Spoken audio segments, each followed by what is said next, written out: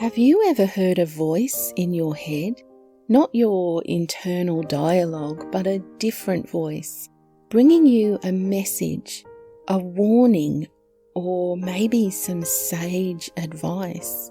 In the mid-1980s, an ordinary woman went to the doctor and reported the frightening advice that she was receiving from voices inside her head. Her experience was first documented in a medical publication by the specialist doctor who treated the woman. I'd like to share her extraordinary story with you. Now, in the publication, her name is given only as AB. So for the sake of the video, I'll call her Abby. I hope you find this story as interesting as I do.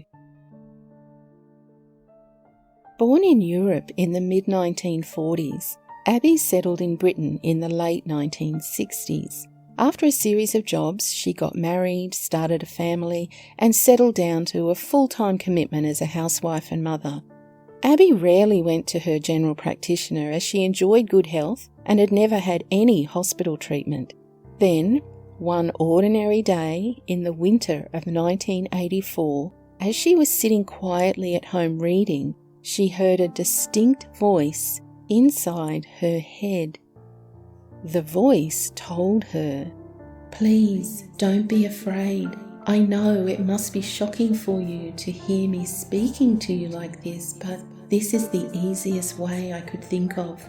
My friend and I used to work at the Children's Hospital, Great Ormond Street, and we would like to help you."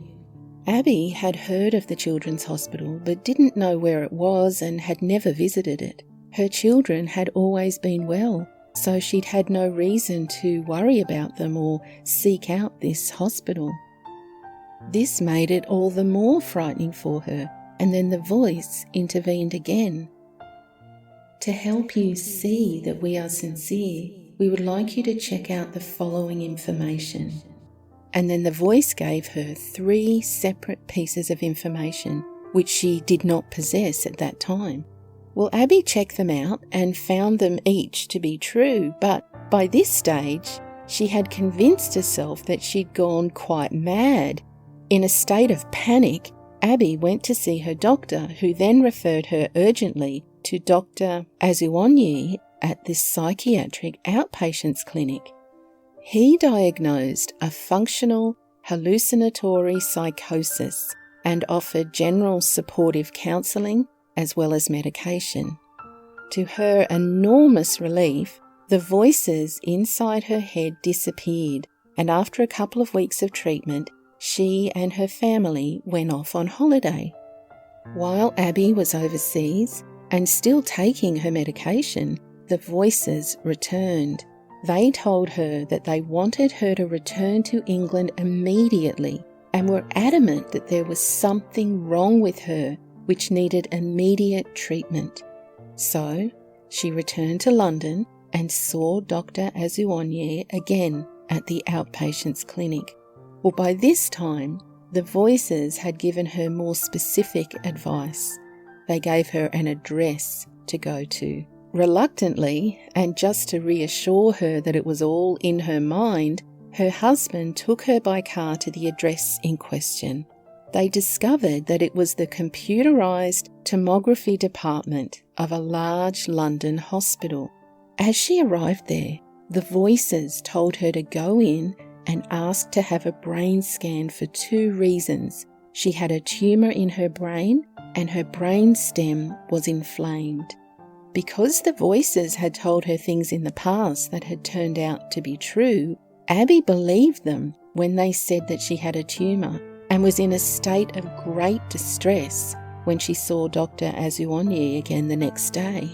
In order to reassure her, he requested a brain scan, explaining in his letter to the hospital that hallucinatory voices had told her that she had a brain tumour, but that he had not personally found any physical signs of one, and that the purpose of the scan was essentially to reassure the patient. Well, the request was initially declined on the grounds that there was no clinical justification for such an expensive investigation. It was also implied that Dr. Azuonyi had gone a little overboard believing what his patients' hallucinatory voices were telling her. Eventually, after some negotiation, the scan was done in April. The initial findings led to a second scan with detailed enhancement the following month, and this scan revealed a left posterior frontal mass, which extended through the right side. It had all the appearances of a tumour. Abby was then referred to a consultant neurosurgeon who noted the absence of headache or any other neurological deficits related to this tumour, and discussed with Abby and her husband the pros and cons of immediate surgery as against waiting to see if the symptoms appear. Abby was adamant they should proceed with an immediate operation. And, somewhat reassuringly, Abby's voices told her that they were fully in agreement with her decision. The operation took place shortly after, in the May of 1984, only months after Abby had first heard the voices. The tumour was dissected out and removed completely, along with its origins. As Abby recovered consciousness in the post-operative ward after the operation, she heard the voices in her head one last time, and they said, "We are pleased to have helped you. Goodbye." Abby experienced no post-operative complications. Antipsychotic medication was discontinued immediately after the operation, and there was no return of the hallucinatory voices or the delusions which she had expressed. 12 years after the surgery, Abby telephoned Dr. Azuonyi to wish him and his family a merry festive season and told him that she had enjoyed perfect health since the operation. As for Dr. Azuonyi, he had kept an open mind on the whole matter, and this phone call from Abby, all those years later, encouraged him to document Abby's case and publish it for the consideration of his medical peers and the general public. Did you enjoy this video? If you did, how about a thumbs up for Kitty?